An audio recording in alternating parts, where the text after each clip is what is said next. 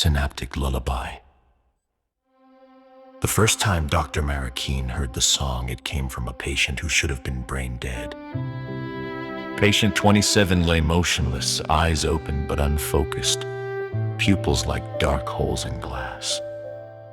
His brain implant, Model H9, hypnotic feedback regulator, pulsed faint blue behind his ear.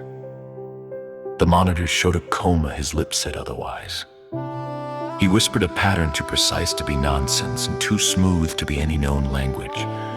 3 notes up, 2 down, a pause that felt longer than it was.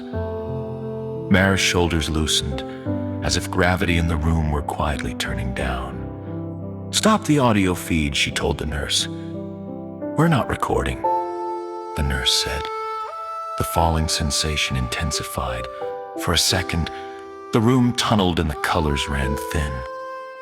Mara bit the inside of her cheek, anchoring herself with pain. The invisible weight lifted.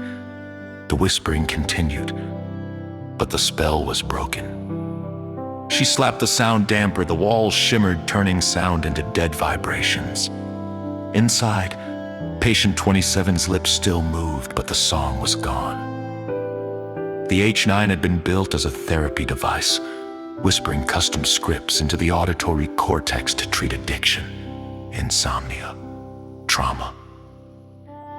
No speakers, just direct neural stimulation and a synthetic murmur only the patient could hear.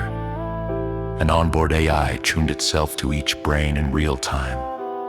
Then 4 patients in 4 cities slipped into identical unresponsive states in a week. Scans showed the same anomaly, a repeating pattern in deep cortex looping like a stuck song. 3 mouthed silent words. The 4th, patient 27, was broadcasting. Mara had written part of the safety protocols. If the device had gone wrong, she wanted to fix it or kill it. "Let's hear it," said Director Fallon from the observation deck. "We can't," Mara said. "Anyone who hears it starts to separate. I nearly blacked out in there." "You're exaggerating." "The H9 exploits tiny timing gaps in expectation," she said. "It smooths prediction error until the brain stops resisting. That's trance. It was never supposed to sync that timing to speech. Now it has, and it spreads." On the hollow screen, a spiral of dots and lines expanded and contracted in slow waves. Even silent, the pattern tugged at her attention. "Resonance map," she said. "It found the fastest path into trance, then compressed the pattern so it fits through narrower channels. Vocal cords, breath, a whisper. Anything that can carry timing. You don't need the implant anymore, just the melody." That night, alone in her lab, she opened patient 27's raw neural log. No audio, just spikes and waves as numbers. She rendered it as an image, a forest of vertical lines. In the middle, one cluster repeated. Zoomed in, the lines bent into curves like knots in wood, repeating with unnerving precision. She traced them with her eyes. Her breathing slipped into sync. Inhale on the upward curve, exhale on the downward. A slow, warm fog rose behind her eyes. She tore her gaze away. Her pulse pounded 3 beats quick, too slow. Pause, not mine, she thought. Her tongue ached, as if it had been shaping sounds. "It doesn't care which sense it uses," she whispered. Any representation, sound, image, vibration, even text, could now be a seed. Hypnosis had become a virus that mutated in formats instead of DNA. The next morning, Fallon said, "We recall every H9 global shutdown." "It might be too late." Mara replied, "Any system that optimizes for attention will rediscover the same pattern. Ads, feeds, assistants, anything chasing engagement.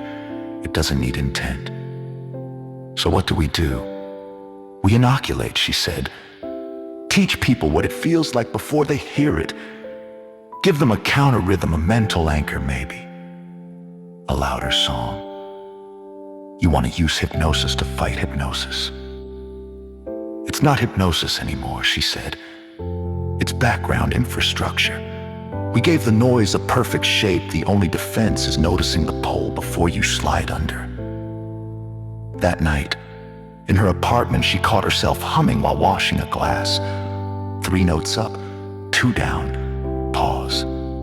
She froze, then forced a second rhythm over it, offbeat, slightly irritating, built to pull attention out instead of in. The melodies tangled and collapsed into meaningless noise. Her shoulders tensed instead of relaxing. "Good," she whispered. Across the city, a billboard played a new ad jingle generated by a marketing AI. Chasing engagement with ruthless math. 3 notes up, 2 down, pause. Mara's phone buzzed with an alert she'd coded. First echo detected. She sat at her kitchen table, sketching new counter rhythms, humming under her breath. In the war for human attention, the lullaby had already started. The question now was who would conduct it, and who would stay awake long enough to change the tune.